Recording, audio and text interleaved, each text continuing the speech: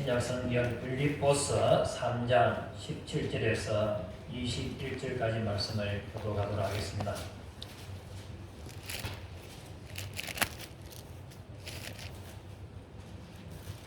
제가 가진 성경 신약 322페이지입니다.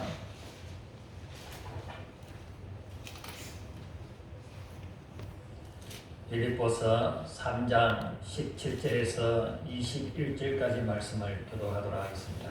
찾으신 줄 알고 하나님의 말씀을 들읍시다. 형제들아, 너희는 함께 나를 본받으라. 그리고 너희가 우리를 본받은 것처럼 그와 같이 행하는 자들을 눈여겨보라.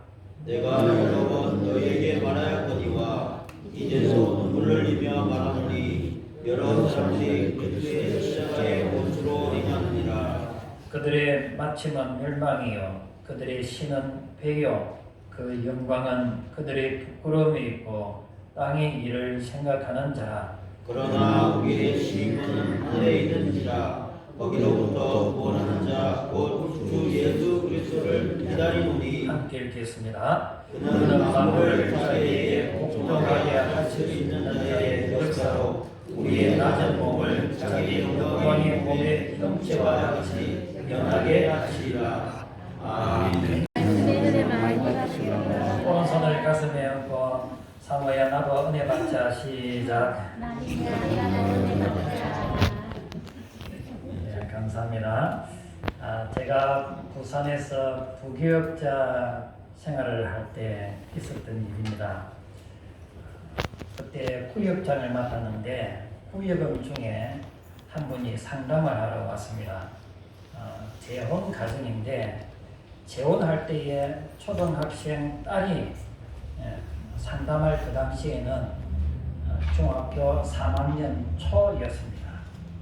그런데 이 딸이 학교도 안 가고 집에도 잘 안 들어오고, 그래서 학교에서는 제발 출석 일수라도 채워야 중학교 졸업은 되지 않느냐. 그러니 공부는 뒷전이라도 학교 출석이라도 할 수 있도록 해달라.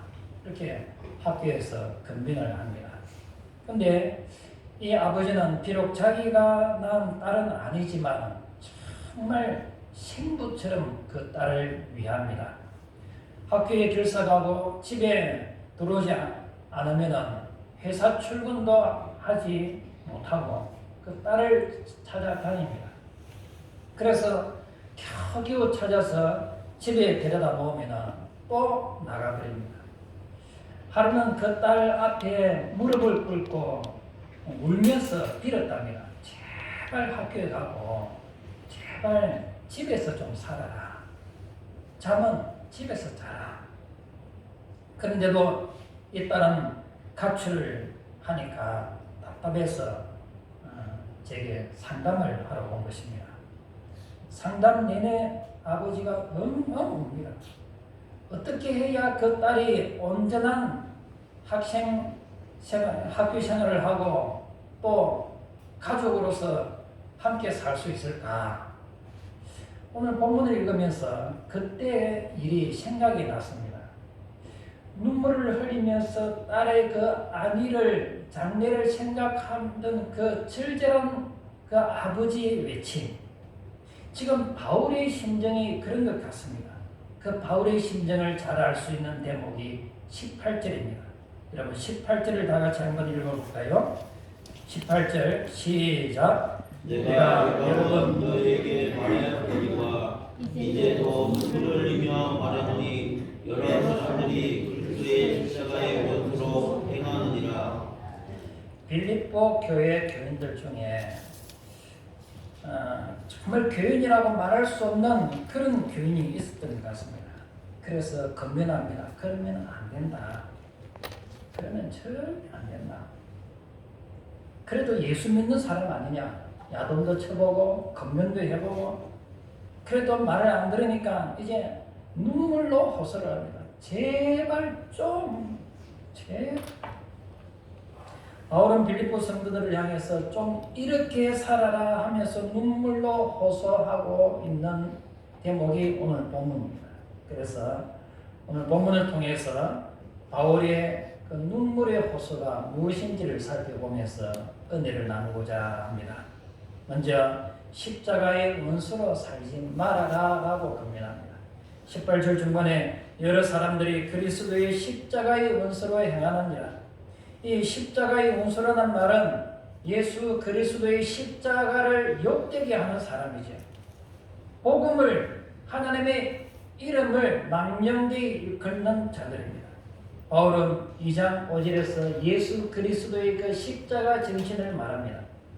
예수 그리스도의 십자가 정신이라는 한마디로 자신을 낮추는, 자기를 부인하고 죽기까지 하나님의 말씀에 복종하는 것이 십자가의 정신이었습니다. 그런데 이 십자가의 정신을 버리고 정반대의 삶을 살아가는 사람들이 있더라는 것입니다. 자기를 낮추기보다는 자신을 높이려고 합니다. 자기를 부인하기보다는 자기를 위해서 자기 유익을 추구합니다. 하나님의 뜻에 죽기까지 복종하기보다는 세상과 타협하고 세상에 있는 것들을 사랑하고 거기에 빠져 살고 있습니다. 그 십자가의 원수들이 어떤 삶을 살아가고 있느냐? 19절에서 4개로 자세하게 설명합니다. 첫째, 그들의 마침은 멸망이라고 말하죠. 이런 사람은 교회는 다니지만 예수님을 믿지 않는 사람들입니다. 교회를 비난합니다. 목회자와 열심히 신앙생활하는 사람들을 잔소리하면서 힘을 뺍니다.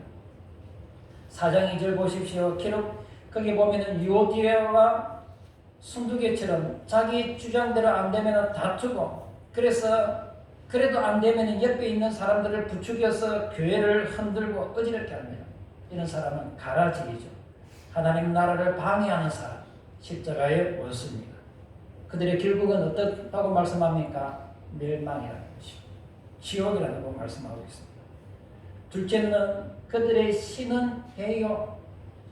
이들은 성령으로 자신의 옛사람, 정과 육을 십자가에 못 박아야 되는데 여전히 육체의 정욕과 쾌락을 위해서 살아가고 있다는 것입니다. 로마서 16장 18절에 이 같은 자들은 우리 주 그리스도를 섬기지 아니하고 다만 자기들의 배만 섬기나니 교활한 말과 아첨하는 말로 순진한 자들의 마음을 미혹하느니라. 교회에 나오는 이유가 자기 이익을 위해서 나옵니다. 어떤 사람은 하나님을 믿는다 하면서 돈을 더 사랑하지요. 이와는 나의 목자시니 그래야 되는데 돈은 나의 목자시니 내게 부족함이 없으리로다. 지약으로 가득한 마음을 다스리고 정과 육을 쳐서 하나님 말씀에 복종시키게 하는데 무질지하고 재갈물리지 않는 욕구, 욕망에 사로잡혀 살아가고 있는 사람들이라는 것입니다. 셋째, 그들은 마땅히 부끄러워야 할 것을 자랑으로 여긴다고 말씀합니다. 음란하고 성적으로 더러운 짓을 해놓고도 오히려 그것을 부끄러워하지 아니하고 자랑 삼아 떠벌립니다. 건전한 상식이 통하지 않습니다. 가치관이 심각하게 왜곡되어 있는 사람들입니다. 그러다 보니까 선과 악을 구별하지 못하고 자랑스러운 일인지 수치스러운 일인지를 구별하지 못하고 막 떠벌리고 있습니다. 이단들 보십시오. 특히 신천지, 모략, 거짓말이 아닙니까? 거짓말을 모략이다 해서 그게 좋은 걸로 생각합니다. 어떤 사람은 법을 어겨서 감옥에 간 그것을 고난당한다. 기본적인 법 상식도 없고 도덕적인 생각도 없고 양심이 화에 맞은 사람이죠. 십자가의 원수입니다. 넷째, 그들은 땅의 일만 생각하는 자들이라고 말씀하고 있습니다. 천국에 대한 소망은 1도 없습니다. 그저 땅에 있는 일만 생각합니다. 하나님 나라, 천국은 1도 생각 없고 세상 정치에 대해서는 정치 구단입니다. 교회 헌금이라 하면 겨우 몇만 원 하고 어디에 기부금을 몇십만 원 했다 자랑스럽게 말합니다.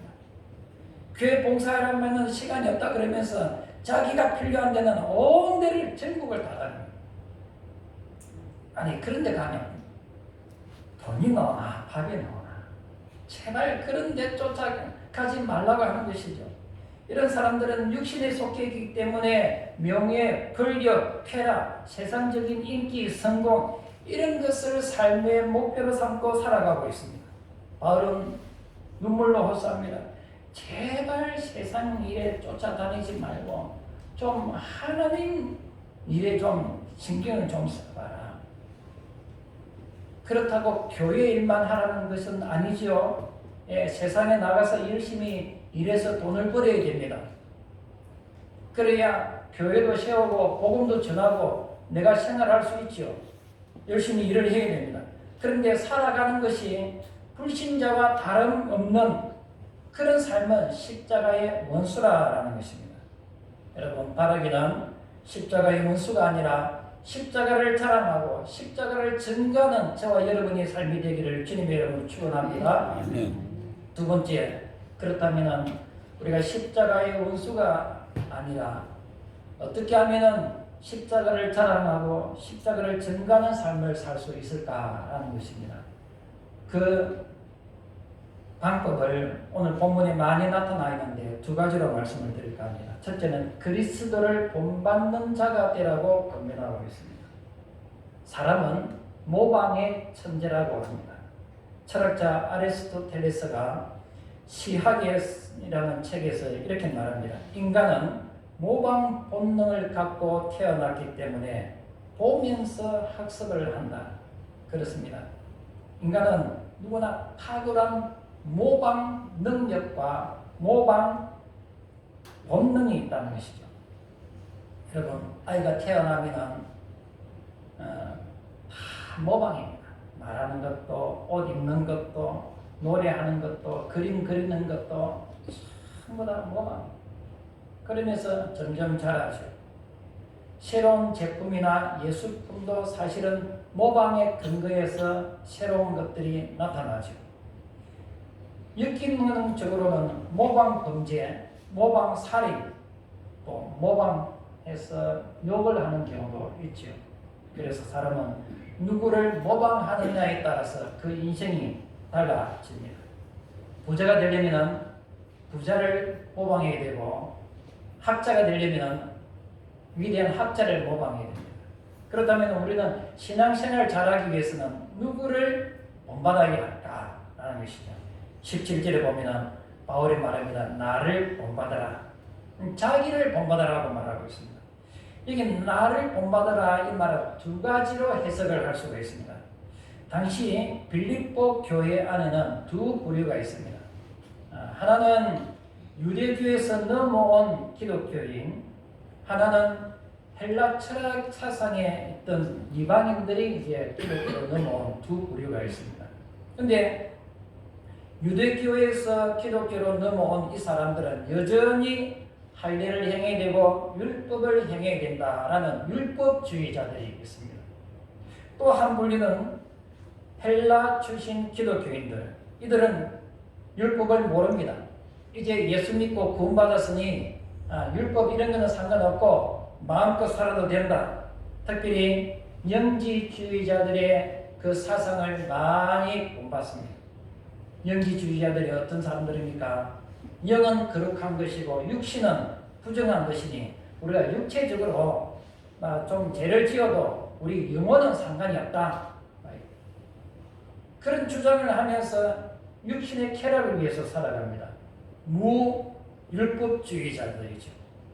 그래서 바울은 말합니다. 율법주의자도 말고 무율법주의자, 영지주의자들 그런 삶을 살아가지 말고 나처럼 예수를 위해서 예수 중심으로 복음을 위해서 좀 살아가라 라고 권면하고 있는 것입니다. 또 하나 이전에도 말씀을 드렸지만 바울은 자신이 주님을 본받은 것처럼 우리 또한 주님을 본받는 삶에 힘쓰라 라고 권면하고 있습니다. 17절 후반에 보면 그와 같이 행하는 자, 어떤 자들입니까? 바울처럼 예수 중심으로 살아가는 사람들, 예를 들면 2장에 언급된 이 디모데나 에바브로 디도 같은 사람, 그런 사람들을 눈여겨봐라. 어떻게 살아가고 있느냐? 예수 중심으로 복음을 위해서 살아가고 있지 않느냐? 그러니 빌립보 성도들이여, 주님을 본받아서 살아가고 있는 우리처럼 여러분도 주님을 본받고 주님처럼 살아가라 라고 권면하고 있는 것입니다.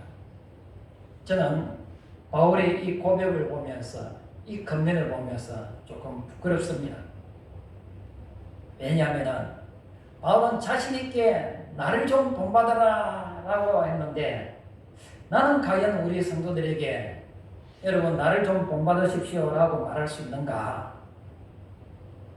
성도들 앞에 뿐만 아니라 우리 가정에서 자녀들에게, 얘들아, 아빠가 이렇게 신앙생활 열심히 하듯이 너희들도 좀 신앙생활 열심히 해라. 예수 닮은 가라. 이렇게 자신있게 말할 수 있을까? 조금 그런 마음이 들었습니다. 여러분, 바라기는 여러분의 자녀들에게, 또 아니면 다른 사람들에게 내가 신앙생활을 하는 것처럼 너희들도 열심히 신앙생활을 해봐라, 이렇게 자신있게 말할 수 있는 그런 저와 여러분이 되기를 주님의 이름으로 축원합니다. 그렇다면 왜 우리가 그리스도를 본받아야 하느냐? 그 이유는 예수 그리스도 안에서 우리가 새로운 피조물이 되었기 때문에 그렇습니다. 우리는 과거 진노의 자녀였고 어둠의 자녀였습니다. 그러나 이제 예수 그리스도를 통해서 하나님의 자녀가 되었습니다. 빛의 자녀가 되었습니다. 새로운 사람이 되었습니다. 중요한 것은 우리가 그리스도를 본받아서 그리스도인이 된 것이 아니라 그리스도 안에 있기 때문에 그리스도를 본받아야 하는 것입니다. 또 하나 그리스도를 본받아야 하는 이유는 우리 소망이 그리스도께 있기 때문에 그렇습니다.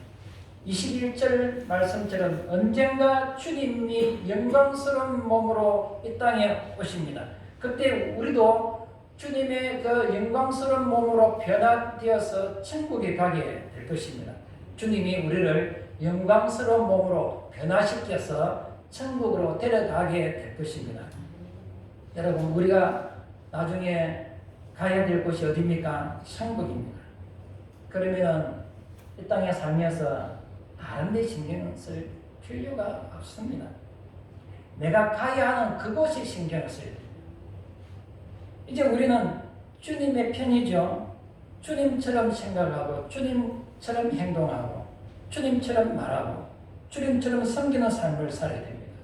그런데 빌립보 교회 성도들은 어떻습니까? 주님을 닮으려고 전혀 생각하지 않습니다. 하나님 나라에 대해서는 관심이 없습니다. 이제 곧 주님을 만날 것인데 어쩌려고 그러냐? 좀 나중에 주님을 만났을 때에 주님이 모른다 하면 어쩔래? 바울이 너무너무 안타까워서 울면서 호소하고 있는 것입니다. 여러분, 우리는 언젠가 40년 후든 50년 후든 다 주님 앞에 갑니다. 예. 그때 주님 앞에 설 수 있도록 예수님 같은 마음을 품고 예수님처럼 섬기고 예수님처럼 하나님 나라를 위해서 살다가 주님 앞에 설 수 있기를 주님의 이름으로 축원합니다. 아멘. 또 바울은 십자가의 원수가 아니라 하늘의 시민권자답게 살아라고 권면하고 있습니다. 이런 이야기가 있습니다. 이 계절을 따라서 이동하는 그 조류들이 있지 않습니까? 그 조류 중에 맥오리라는 조류가 있습니다. 이 수천 킬로를 날아다니다 보니까 피곤했던가 봐요. 그래서 이제 잠시 쉬어가려고 땅에 내렸는데 어느 한 마리는 어느 집 지붕에 앉았습니다. 근데 어느 집 지붕에 가만히 앉아서 뒷마당을 딱 보니까 자기들과 비슷하게 생긴 집오리가 거기서 먹이를 먹고 있는 겁니다. 주인이 주는 먹이를 먹고 편안하게 먹고 살고 있는 겁니다. 야, 저런 인생도 있네. 저런 오리 생도 있네. 우리는 막 힘들게 살아가는데 쟤들은 주인이 던져주는 먹이를 먹으면서 편안하게 사니까 그래, 나도 좀 편안하게 살아보자. 한 며칠만 좀 주인이 던져주는 먹이를 먹고 살다가 가자. 그러면서 하루 이틀 주인이 던져주는 먹이를 먹고 그 집 오리들과 삽니다. 한 며칠이 지나면서 그래도 내가 가야겠던데 하고 생각하다가 또 여기가 좋으니 또 먹습니다. 한 일주일쯤 지나서 이제 가야 안 되겠나 싶어서 날려고 하니까 살이 쪄가지고 날지를 못하는 겁니다. 그 일주일 새에 얼마나 먹었는지. 그래서 막 그 집 오리들과 함께 같이 살다가 어느 날 집주인이 와가지고 오리 주인이 와가지고 그 집 오리하고 그 몇 오리하고 잡아서 오리 백숙을 해봤다는 걸 알겠습니다. 20절에 그러나 우리의 시민권은 하늘에 있는지라. 여러분, 우리 성도는 이중 국적을 가진 사람입니다. 하나는 대한민국 국적을 가졌고 하나는 천국 국적을 가진 사람들입니다. 우리는 천국 시민일 뿐만 아니라 하나님 나라의 대사다 그렇게 말을 하지 않습니까? 여러분, 대사는 그 나라에 가서 어쩔 수 없이 그 나라의 말도 배우고 그 나라의 음식도 먹고 그 나라의 문화도 배우고 그 나라를 위해서 삽니다. 그러나 원래 조국은 어디입니까? 본국이 있습니다. 본국이 따로 있습니다. 그런데 이 대사가 본국 놔두고 그 나라에 가가지고 막 그 나라에 귀화해서 그렇게 살면은 이 본국을 배신하는 사람이 되지 않겠습니까? 파송한 대통령을 배신한 배신자가 되는 것입니다. 오늘 우리도 마찬가지입니다. 우리는 천국의 시민권자입니다. 이 정체성을 잃어버리고 살면 안 됩니다. 우리는 하나님 나라의 백성입니다. 이 정체성을 잃어버리고 살면 몇 오리가 올백숙 되듯이 지옥불에 가서 통구이가 되는 것입니다. 여러분, 우리는 하늘의 시민권자인 것을 믿으시기를 주님의 이름으로 축원합니다. 그러면 하늘나라 시민권을 가진 사람의 관심은 어디에 두고 사느냐? 두 가지만 생각하면서 마칠까 합니다. 먼저 고난과 희생의 삶을 살아야 됩니다. 하나님께서 우리를 이 땅에 보내신 것은 물론 이 땅에서 성공하면 좋겠죠. 그러나 우리가 복음을 받고 난 다음에는 결코 성공이 목적이 아니라는 것을 알 수가 있습니다. 신약 성경을 보십시오. 복음을 위해서 고난을 받아라 하지 복음 때문에 성공해라 잘 살아라 이런 말씀이 없습니다. 그러므로 우리는 고난을 위해서 십자가를 위한 고난을 기쁨으로 여길 줄 알아야 됩니다. 히브리서 11장 24절에 믿음으로 모세는 장성하여 바로의 공주의 아들이라 칭함을 거절하고 도리어 하나님의 백성과 함께 고난받기를 잠시 죄악의 낙을 누리는 것보다 더 좋아하고 그리스도를 위하여 받는 능력을 애굽의 모든 보화보다 더 큰 재물로 여겼으니 이는 상 주시는 이심을 바라봄이라. 모세는 고난받기를 죄악의 낙을 누리는 것보다 더 좋아했다고 말씀하고 있습니다. 아니, 조금 있으면 천국 갈 것인데 굳이 잘 살겠다고 그 죄악의 낙을 누린다? 내가 바보냐? 그렇지 않겠다라는 것입니다. 모세는 그리스도를 위하여 받는 능력을 애굽의 모든 보화보다 더 크게 여겼다라고 말씀합니다. 그렇습니다. 애굽 왕이 주는 선물은 꽃다발입니다.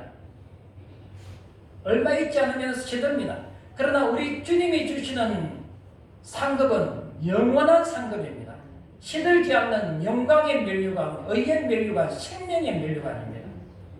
여러분, 1,000원짜리 어쩌고 1억짜리 수표를 거절합니까? 그럴 수는 없습니다. 여러분, 영원한 도성을 바라보면서 복음으로 고난당하는 것을 기쁨으로 여기며 살아가는 저와 여러분이 되기를 간절히 바랍니다. 하나만 더 말씀을 드리자면 우리 천국 백성은 언어가 좀 달라야 합니다. 하늘나라 시민은 천국 언어가 있지 않습니까? 말이 달라야 됩니다. 골로새서 4장 6절에 너희 말을 항상 은혜 가운데서 소금으로 고르게 함같이 하라. 배추를 소금에 절이면 부들부들해지죠.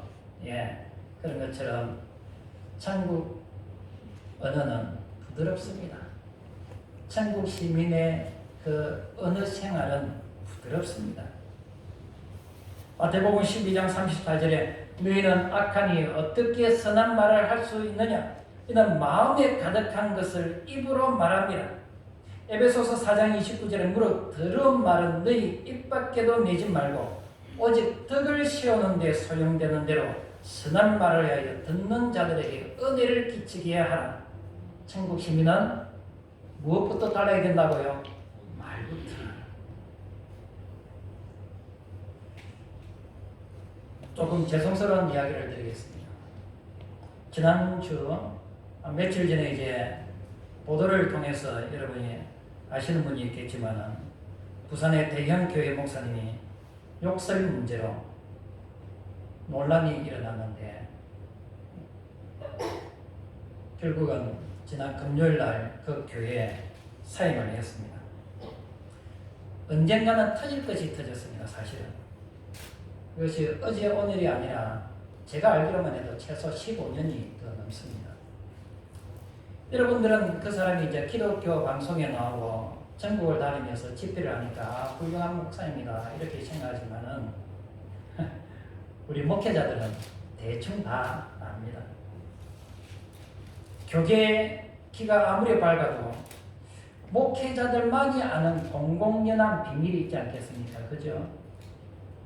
그래서 목사실에는 비밀이 없습니다.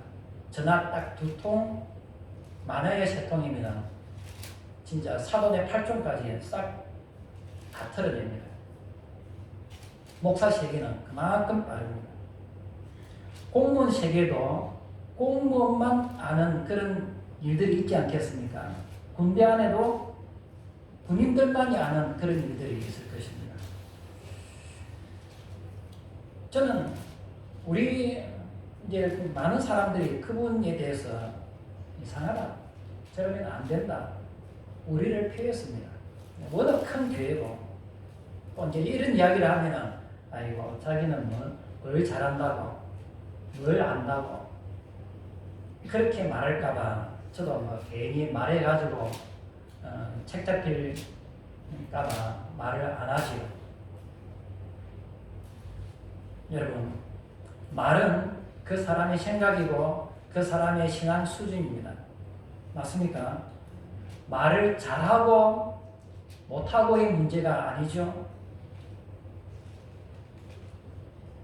여러분, 천국 시민답게 천국 언어인 사랑합니다, 고맙습니다, 죄송합니다, 또 위로하고 격려하고 용기를 주는 그런 천국 언어를 사용할 수 있기를 주님의 이름으로 축원합니다. 말씀을 맺겠습니다. 아프리카 초원에 사는 스프링 팍이라는 산양이 있다고 합니다.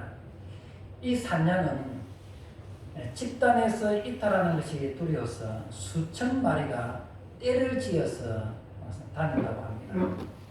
처음에는 이 산양의 성향을 몰라서 그냥 무더기로 자살하는 그런 무리인 줄 알았는데 가만히 관찰하고 보니까 다른 이야기들을 하는 것이죠. 수많은 양들이 이제 몰려다니다 보니까 뒤에 있는 양들은 풀을 뜯어먹기가 힘듭니다. 왜냐하면 앞에 있는 양들이 먹고 지나가면서 남은 것은 다 밟아버리네요. 그러니까 뒤에 있는 양들은 먹을 것도 없고 먹으려 하니까 밟아서 못 먹고, 그래서 조금 더 앞으로 밉니다. 머리를 밀면은 이제 뒤에서 자꾸 밀어 제끼니까 앞이 양의 발걸음이 빨라지죠. 계속 미니까 이제 나중에는 어떻게 됩니까? 앞에서 계속 이제 뒤에서 미니까 이기 시작합니다. 앞에 있는 양이 뛰면은 뒤에 있는 양은 어떻게 됩니까? 또 뛰어야 됩니다. 왜냐하면 무리에서 떨어지면은 두려움을 느끼는 것이 산양의 특징이거든요. 근데 앞에 양이 뒤에서 자꾸 밀리다가 안 되니까 조금 걸음이 빨라지고 조금 더 나가서는 뛰기 시작합니다. 그러면 앞에 양이 뛰니까 뒤 양도 덩달아서 뜁니다. 그러면서 뛰기 시작하면서 광란의 질주가 시작이 됩니다. 뭐 어디로 가는지도 모르고 그냥 뛰기 시작합니다. 근데 이제 앞에 절벽이 있습니다. 절벽이 있으면 어떻게 됩니까? 서야 되는데 앞에 양이 서도 뒤에서 뛰어오는 양이 밀어붙이니까 떨어져 죽는 겁니다. 뒤에서 뛰어오는 양들은 앞에 양이 어떻게 되는지도 모르고 그냥 뛰다가 같이 못 살아갑니다. 절벽이. 여러분, 우리 인생이 꼭 이런 산양과 같지 않습니까? 정신없이 달려왔는데 왜 달려왔는지도 모르고 어디로 가는지도 모르고 이제는 달려가는 속도에 가속도가 붙어서 이게 호랑이 등에 탄 겁니다. 이게 내릴 수도 없고 계속 달릴 수도 없고 그냥 죽음의 길을 가는 것이죠. 여러분, 우리는 하늘나라의 시민권자입니다. 그렇다면 하늘나라 시민권자답게 어떻게 살아야 되는가? 많은 성도들이 십자가의 원수로 살아가고 있다고 말씀하고 있습니다. 여전히 육신의 정력을 위해서 죄를 지어도 부끄러운 줄 모르고 살아가고 있습니다. 여전히 내가 가야 할 천국에는 1도 관심이 없고 이 땅에서 어떻게 하면 잘 살까? 내 명예를 높일까? 내가 인기를 얻을까? 땅의 일에만 관심이 있다고 말씀하고 있습니다. 바라기는 우리가 가야 할 영원한 방향, 천국을 소망하며 이 땅에서 주님이 행하셨던 그 주님을 본받아서 겸손과 온유함으로 믿지 않는 사람들에게 천국을 소개하고 천국으로 이끌어가는, 그래서 언젠가 영광의 주님을 만날 그때에 우리도 영광의 나라에 들어갈 것을 바라보면서 기쁨으로 고난을 자처하고 한 걸음 한 걸음 말씀을 따라서 성령의 다스림을 따라서 믿음 생활하는 저와 여러분이 삶이 되기를 주님의 이름으로 축원합니다. 아멘. 찬송.